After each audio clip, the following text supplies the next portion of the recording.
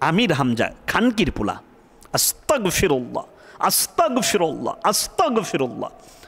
আপনি বয়োবৃদ্ধ একজন আলেম, কেমনে এই কথাটা আপনার মুখ দিয়ে বের হলো?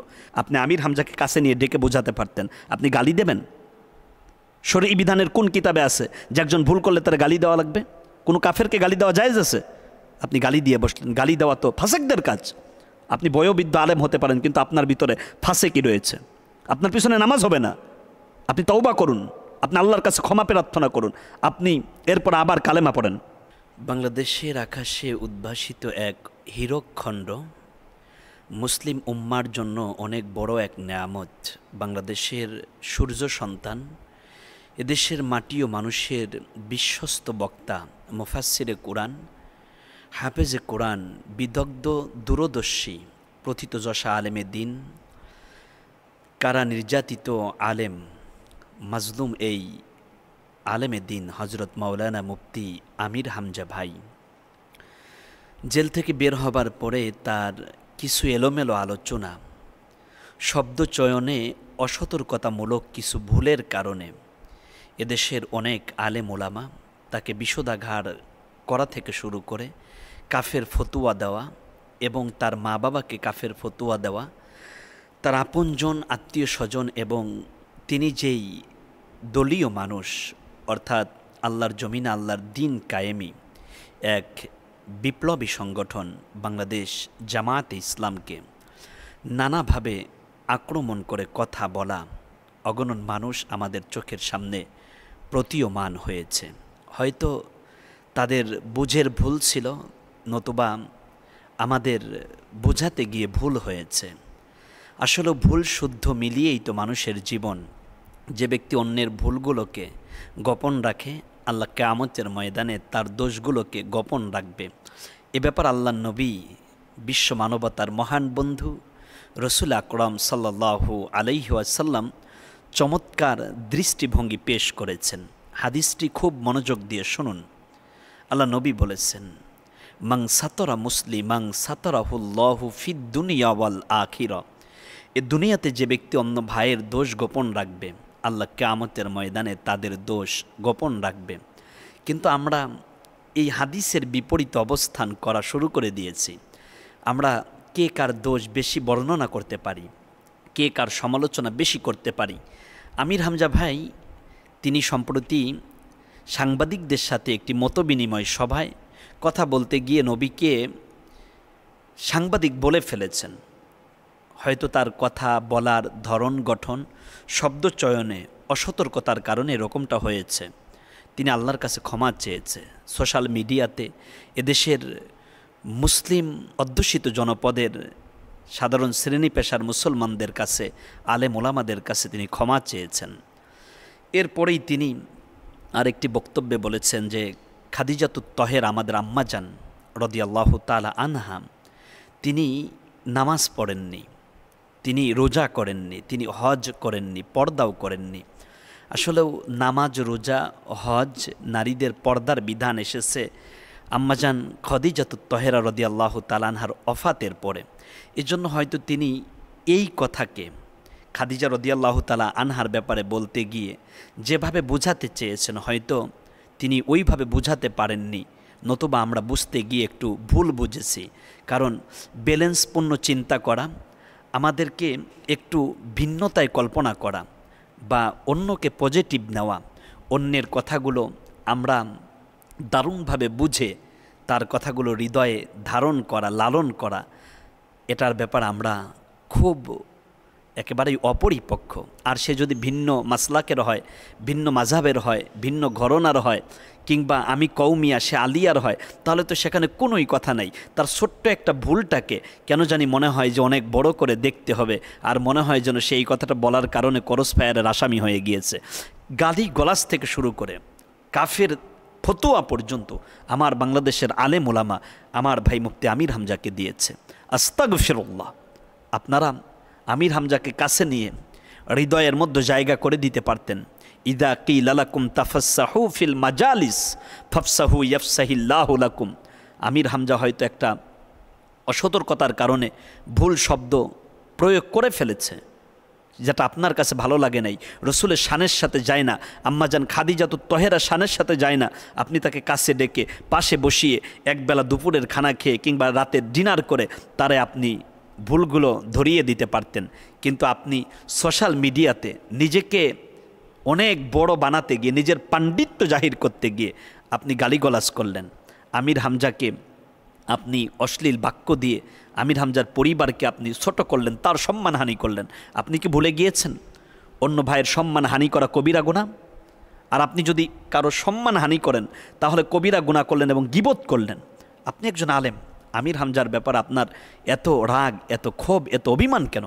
আপনি এক মাসলাক, অন্য মাযহাব, আমির হামজা হয়তো ভিন্ন দল, ভিন্ন মাসলাক কিংবা ভিন্ন দলের, এজন্য কি আপনি তাকে ভিন্নতার জায়গাতে রেখে নানা ধরনের অশ্লীল কথা আপনি গালিগালাজ করা, এগুলো একজন আলেম হিসাবে করতে পারেন?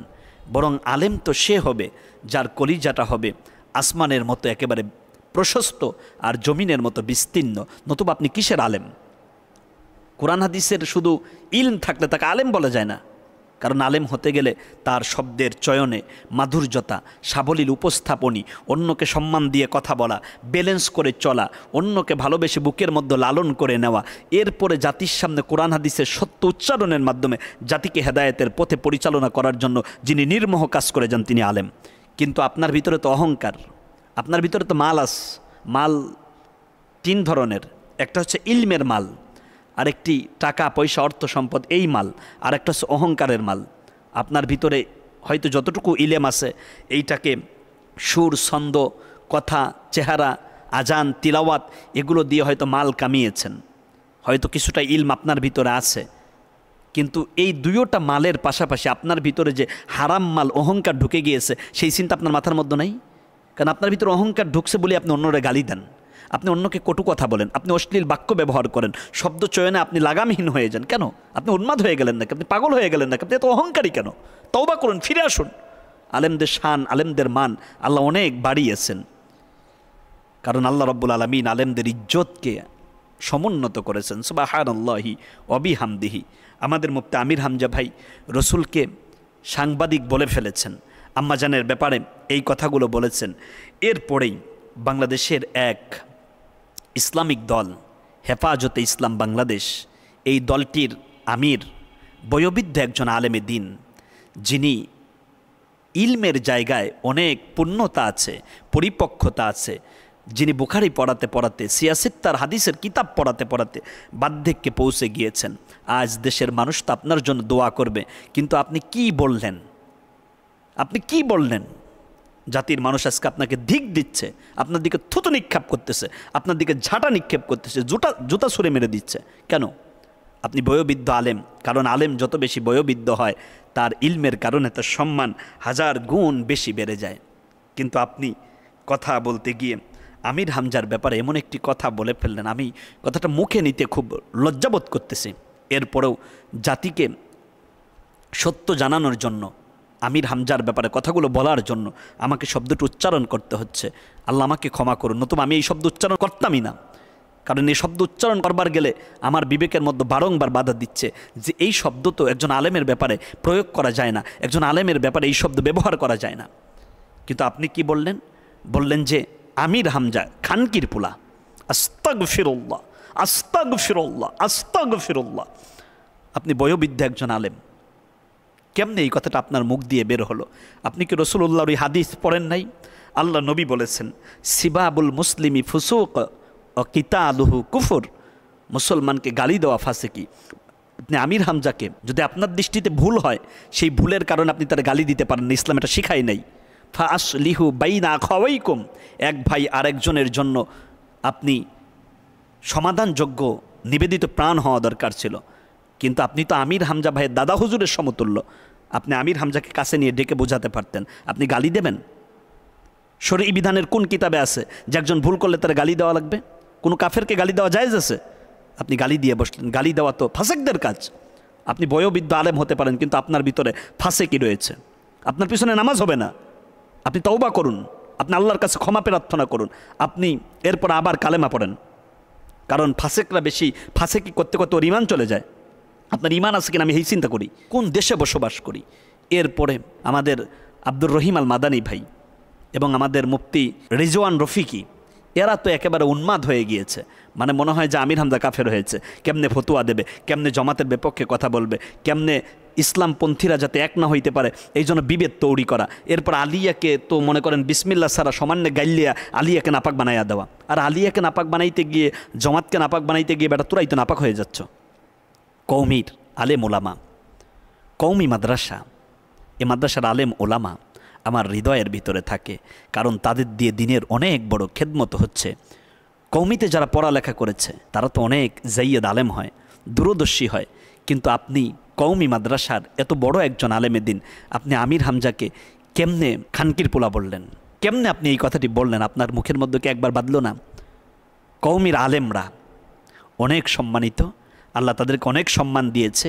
আমি মনে করি প্যান্ডামিক সিচুয়েশনে কৌমি আলিয়া, হেফাজত, জামাত, চরমোনাই, ইসলামী আন্দোলন, খেলাফতে মজলিস ভেদাভেদ ভুলে গিয়ে ইসলামী শরঈ বিধান কায়েমের জন্য, আল্লাহর জমিন, আল্লাহর দিন প্রতিষ্ঠার জন্য ইসলামপন্থীরা ঐক্যবদ্ধ হতে হবে। তাগুতকে বের করতে হবে অন্তর থেকে। লা ইকরাহা ফিদ্দিন ক্বাদ তাবায়্যানার রুশদু মিনাল গায়য়্যি ফামান ইয়াকফুর বিত্তাগুত ওয়া ইউমিন বিল্লাহ ফাকাদ ইসতামসাকা বিল উরওয়াতিল উসকা। আগে আপনি তাগুত পরিহার করুন, এরপরে ঈমান আনেন, তারপর আল্লাহর রশিকে, আল্লাহর কোরআনকে শক্ত করে ধরুন।